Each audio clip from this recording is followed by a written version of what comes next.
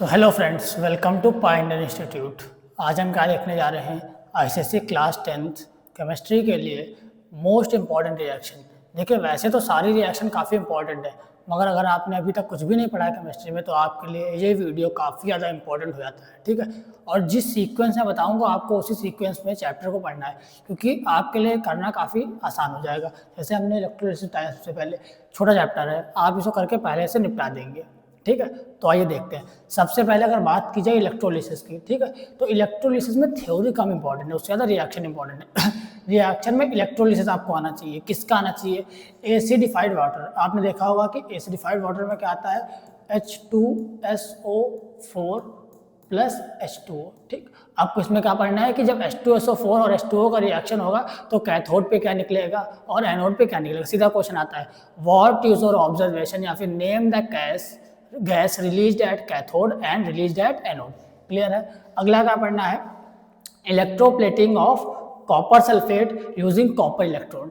ठीक है, third number पे क्या पढ़ना है आपको, इलेक्ट्रोप्लेटिंग किसको, निकल को और सिल्वर का इलेक्ट्रोड यूज करके, इलेक्ट्रोप्लेटिंग बाय यूजिंग निकल एंड सिल्वर।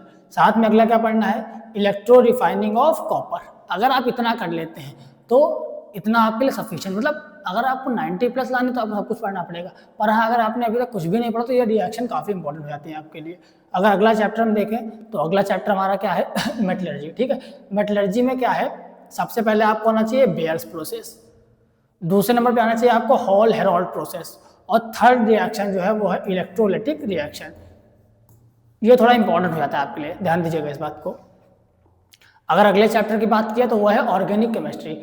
ऑर्गेनिक केमिस्ट्री के तो सारी रिएक्शन काफ़ी इंपॉर्टेंट है। अगर बात की जाए इसमें बेसिक की तो इसमें आइसोमर्स आपको आने चाहिए, IUPAC आना चाहिए। मगर अगर रिएक्शन की बात की जाए तो आपको कुछ नहीं भी आता, तब भी लेबोरेटरी प्रिपरेशन बिल्कुल आनी चाहिए। ठीक है, अब लेबोरेटरी प्रिपरेशन में किसकी, CH4 मतलब मीथेन की, ठीक, C2H6 मतलब इथेन की, C2H4 मतलब इथइन की, C2H2 मतलब इथ आइन की, और C2H5OH मतलब इथेनॉल की। ठीक है, और उसके बाद काफ़ी ज़्यादा इंपॉर्टेंट आपके लिए क्या बन जाता है, स्टेरिफिकेशन। इससे क्वेश्चन कंफर्म है आना, आपको बिल्कुल पढ़ना पड़ेगा ये। ठीक है, उसके बाद जो अगला चैप्टर हमारे लिए आता है वो है, यहाँ से हम देखेंगे स्टडी ऑफ कंपाउंड।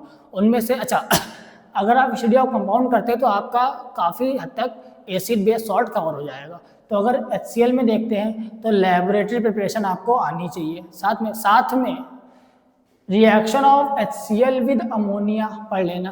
ठीक, एक आपने देखा होगा रिएक्शन काफ़ी इंपॉर्टेंट है, MnO2 मतलब manganese oxide react with HCl, MnO2 plus 4HCl। ठीक है, साथ में आपको क्या पढ़ना है, PbO2 प्लस 4HCl। अच्छा, यहाँ पे आपको पूरी रिएक्शन करा सकता हूँ, मगर मेरा मेन मोटिव क्या है, आपको बताना कौन कौन से रिएक्शन इंपॉर्टेंट। तो हम यहाँ पे जल्दी से वीडियो कंप्लीट खत्म करेंगे।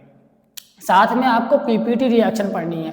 अब PPT रिएक्शन में दो PPT रिएक्शन होंगी, एक होगी सिल्वर नाइट्रेट वाली, ठीक है, एक कौन सी होगी, सिल्वर नाइट्रेट वाली, और एक कौन सी होगी, लेड नाइट्रेट वाली। बिल्कुल आपको दोनों याद करना है। उसके बाद अगर अगला चैप्टर देखा जाए तो अगला चैप्टर कौन सा है, HNO3।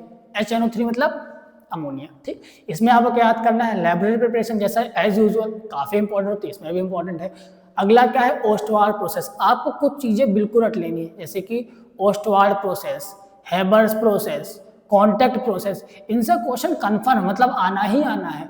साथ में reaction of HNO3 with copper, with carbon and with sulphur.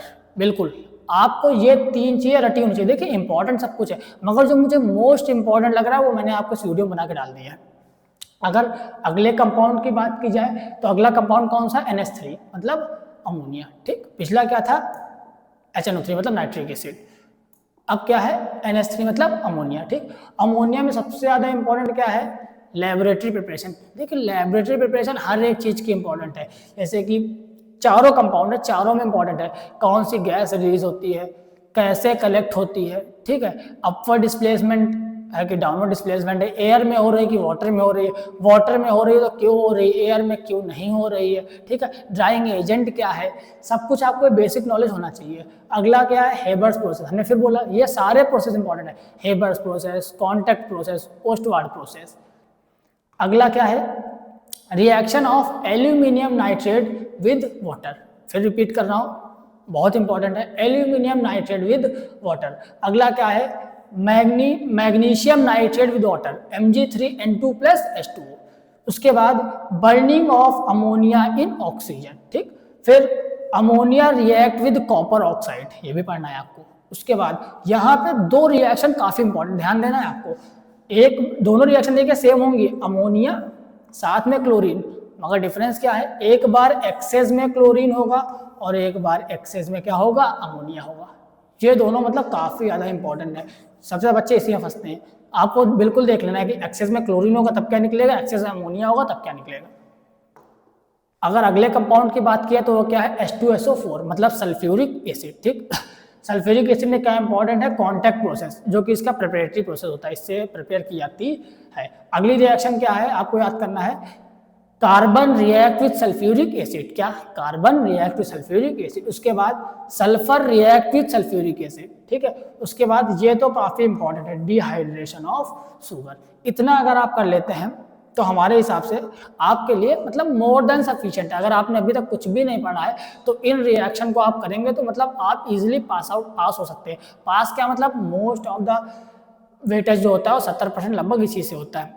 तो इतना मुझे एक्सपीरियंस, पिछले 5-6 साल से मैं लगातार पढ़ा रहा हूँ, तो मैंने देखा कि लगातार यही रिएक्शन रिपीट होती हैं। तो उम्मीद करते हैं आपकी प्रिपरेशन अच्छी चल रही होगी। तो हम अपना वीडियो यहीं पे ख़त्म करते हैं। Thank you.